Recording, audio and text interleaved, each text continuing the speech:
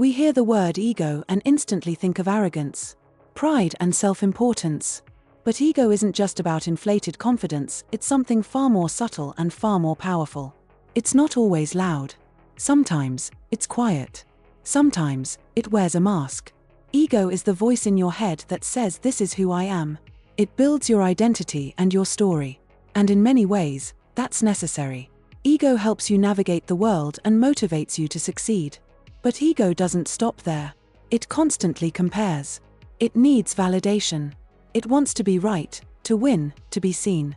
It tells you that your worth is tied to how others perceive you. That success equals identity. That failure equals shame. That if people don't admire you, you don't matter. And in everyday life, ego is everywhere. It shows up in arguments, not to understand, but rather to defend. It clings to opinions as if changing your mind means losing who you are. It shows up in relationships when we struggle to say sorry, or when we try to be right instead of kind, or even when we hold back vulnerability because we're afraid of seeming weak. Ego shows up in ambition when the goal stops being about purpose and starts being about proving something. Not because we love the work, but because we need to feel enough. But ego isn't the villain. It's just trying to protect you. It forms early, as a defense against rejection, fear, and uncertainty. It's the armor we build to feel in control. And sometimes, it works. Ego helps us get through hard things and pushes us to grow. But when ego leads unchecked, it becomes a cage and it limits who we are to who we think we're supposed to be. We stop taking risks because failure threatens our image. We stay in situations that no longer serve us because change threatens our identity. We silence parts of ourselves to maintain a version of us that feels acceptable, impressive, or safe. The problem isn't having an ego.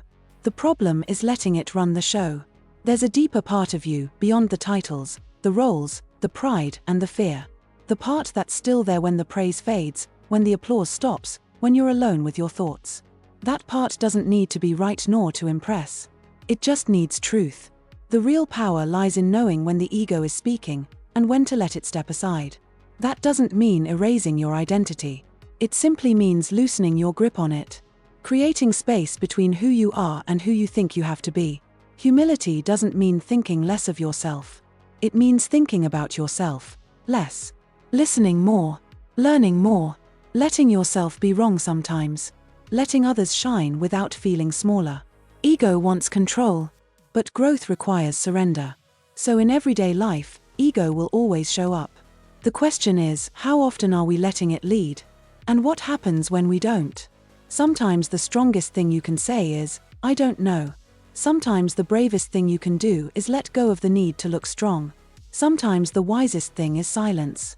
Because beyond the ego is who you really are. And that's where life begins.